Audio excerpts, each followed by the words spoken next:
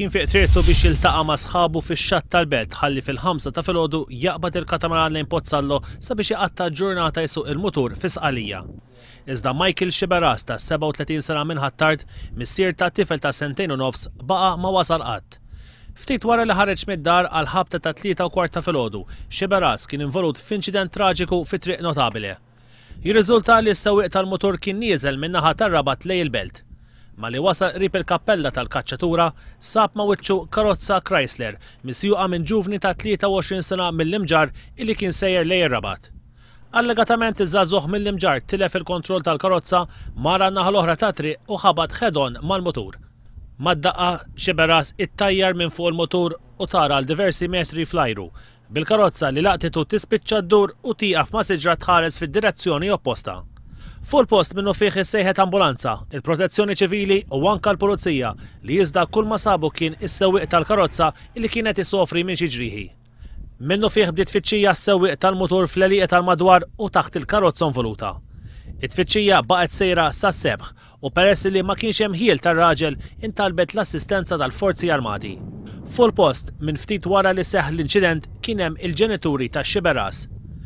Imbikmin assistew mhux biss għat-tfittxija, iżda eventwalment għas-sejba tal-katavru ta' binhom. Blajnuna ta' helikopter tal-Forzi Armati, il-ġisem bla ħajja ta' Xiberas instab madwar 5 sigħat wara li seħħ l-inċident. U nstab għal ħabta ta' 8 ta' filgħodu fuq siġra falqa mal-ġemp ta' triq diversi metri l-isfel minn fejn seħħ l-impatt.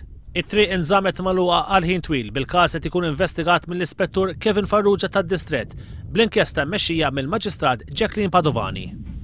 Joseph Muscat qal li meta jkun il-waqt il-Partit Laburista se jkun qed juri lill-poplu kif se jmexxi u li għall-elezzjoni ġenerali il-poplu mhux se jivvota fuq kaxxa magħluqa.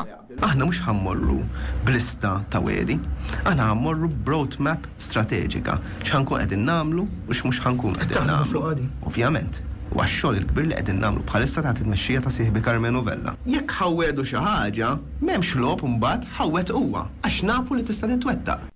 Mexxi Laburista qal li fit-tmexxija huwa kruċjali li jkun hemm l-għaqal, jiġifieri li jkun hemm valur għall flus li l-Gvern jonfoq mit-taxxi tal-poplu. L-għaqal għal Joseph Muscat jiġi billi jiġu identifikati prijoritajiet tajba għall pajjiż. Mhux kif qed jagħmel il-Gvern ta' Lorenz Gonzi li poġġa bħala prijorità tiegħu iż-żieda lilu nnifsu ta' 500 euro fil-ġimgħa li jibni parlament ġdid u li jibni bridge għal breakwater. Jien ix-xokjan il-Prim Ministru ġimagħtejn ilu qal hija kwistjoni ta' żdied x'nagħmel innaqqas il-kontijiet tad-dawlu tal-ilma jew nagħmel l-operazzjonijiet tal-katarretti. Jien dik mhux dak l-eżempju li kellu jagħti u missu jgħid isma' ħanagħti lili nnifsi 500 euro żieda jew ħanagħmel l-operazzjonijiet. Ħanibni l-Parlament il-ġdid 80 miljun jew aktar jew ħanagħmel l-operazzjonijiet. Dwar iż-żieda li tkun irrappurtat li talbu l-Maġistratu l-imħalfin, Joseph Muscat qal li wieħed irid jara minn fejn oriġinat it-talba. Imħalfin is-soltu jitħallsu daqs il-Ministri, jekk Ministru ħal 500 euro żieda u hemm flus għalihom, irridhom anke jien. It's setting the wrong example by leadership, ġifieri. B'referenza r-rapport ta' inkjesta dwar l-arrest ta' Cyrus Engerer u missieru, il-mexxi Laburista qal li l-konklużjonijiet huma inkwetanti fejn jidher li għażla politika affettwat azzjoni tal-Pulizija. Joseph Muscat qal li l-Kummissarju tal-Pulizija u l-Ministru tal-Ġustizzja ma jistgħux iħallu din il-konklużjoni għaddejja kif ġiepu laħaq. Konferenza tal-aħbarijiet il-Ministru Austin Gatt ħabbar tibdil ieħor fir-rotot tal-Arriva. Skont il-Ministru Gatt, ir-rotot saru bħal dik li miċċirkewwa tmur il-belt u nħolqu oħrajn li huma diretti fosthom minn kull lokalità għall-belt u Mater Dei. Mill-ewwel ġurnata, il-Gvern kien responsabbli mir-rotot fejn nefa' 400,000 euro f'konsulenzi għat-tfassil tagħhom.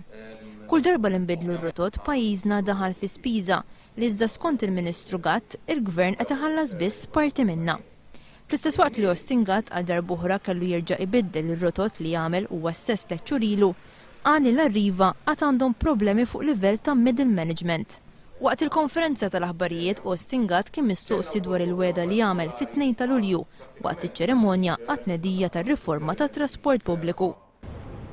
Għada is-servizz jibda u għada is-dinja titbiddel dak li għandu x'jaqsam it-trasport. Iż-żmien tal-bużullotti għadda. Imma llum Ostingat jgħid li ġie kkwotat ħażin. Illi ġejt il-ħassult ikkwotat nofsi. Fuq Facebook qed ikun propost li l-ġimgħa 4 ta' Novembru issir protesta nazzjonali għal riforma konkreta fit-trasport pubbliku. Mistoqsi jekk jagħtix l-appoġġ tiegħu għal din il-protesta kellu biss daħka bħala tweġiba. 4 esperti lokali tal-medja jikkontradixxu il-kelma ta' Peppi Azzopardi. Fittra mibgħuta lil kap tal-Oppożizzjoni l-4 persuni l-oħra li kienu fuq il-bord ma' Peppi Azzopardi indikaw li dak li sar mal-ġurnalisti tal-One mhuwiex kif qal Peppi Azzopardi. U lanqas għandu x'jaqsam ma' dak li Peppi Azzopardi għamel ma' Jeffrey Pullicino Orlando qabel l-elezzjoni ġenerali tal-2008. Din il-ġimgħa Peppi Azzopardi ammetta li sija qabel id-dera ta' Pullicino Orlando bħala ġurnalist waqt konferenza tal-aħbarijiet ta' Alfred Sant huwa kien iltaqa' ma' deputat nazzjonalista u ta' istruzzjonijiet dwar kif għandu jġibruħu fil-medja. Sija qabel ma' Jeffrey mar propju din il-konferenza stampa jiena kellimtu kif qal anke hu stess, kellimtu u tajtu parir mhux jgħid imma kif jikkomunika aħjar fil-medja. Wara kompla jgħid li ħadd m'għandu jieħu dambi kbir għaliex dak li għamel ma' Pullicino Orlando kien għamlu wkoll mal-ġurnalisti tal-One meta talbu Joseph Muscat. Iżda fir-reazzjoni tagħhom Carmen Sammut, Charles Flores, Joe Avella u Roger Mifsud spjegaw kif dak li għamlu huma u magħhom Peppi Azzopardi mal-ġurnalisti tal-One kien differenti ħafna minn dak li għamel Peppi waħdu ma' Pullicino Orlando. Fakru kif kien Joseph Muscat li propona li jinħoloq dan il-kumitat u ma kienx għamlu bil-moħbi imma fil-beraħ. Kif joħroġ ukoll mit-terms of reference li kienu pubblikati, l-idea ma kienx li jitħarġu l-ġurnalisti tal-One il-kulħadd l-Malta Star, iżda li jinħoloq kodiċi ta' etika għalihom. Il-Partit Laburista ppubblika wkoll l-iskeda ta' dak li sar fis-sessjonijiet. Fija jidhru skedati preżentazzjonijiet u sessjonijiet ta' diskussjoni iżda l-ebda ħin taħriġ prattiku jew istruzzjonijiet simili li Peppi Azzopardi ammetta li ta' lil Jeffrey Pullicino Orlando. L4 membri jgħidu li dawk li ħadu sehem f'dan it-taħriġ żgur jiftakru logħba ħelwa li jagħmel Peppi Azzopardi biex il-parteċipanti isiru jafu lil xulxin. Mad-90 studenti li jagħmlu l-eżamijiet tas-sekk fil-livell ordinarju ġew informati li r-riżultat li rċevew kien żbaljat. Din is-sitwazzjoni kienet ikkonfermata ma' One News minn Martin Musumeci, direttur eżekuttiv tal-Metzek. Kien hemm design minnhom. Fost dawk li batew minn dan l-iżbal kienet tfajla ta' 16-il sena illi f'Lulju għamlet fost l-oħrajn l-eżami tal-Ingliż sabiex tidħol il-Junior College. Ir-riżultat li rċeviet kien ta' grad 6 u għalhekk kellha tagħmel resit f'Settembru. Ġimagħtejn biss qabel il-bidu tas-sena akademika, it-tfajla rċeviet ittra fejn ġiet informata li reset ġepitu ju, jiġifieri l-agħar riżultat possibbli. It-tfajla spjegat lil One News li binta waqgħet fi trauma u lanqas ridet tiekol. Imma fis-7 ta' Ottubru li għadda, ġimgħa wara li fil-Junior College bdew il-lezzjonijiet, it-tfajla tirċievi ittra mingħand Martin Musumeci fejn intqal li fuħut mill-marki tas-sekk kien hemm żball. Ma' din l-ittra Musumeci battilha wkoll ir-riżultati tajjeb, jiġifieri li sedet tidħol il-Junior College. Ma nieħdux gost bihom dal-affarijiet żgur aħna. Naħsbu li it's fair enough li jekk indunajna bi żball illi ħajkun ta' detrimental xi ħadd ngħidulu. Stajna m'għedna xejn, and that wouldn't have been fair to do so. Wara li kienu riveduti r-riżultati oriġinali tal-Metzek, 25 student oħra huma issa eligibbli li jitlu il-Junior College. Oħrajn jistgħu japplikaw għal korsijiet oħra fosthom fl-Emcast.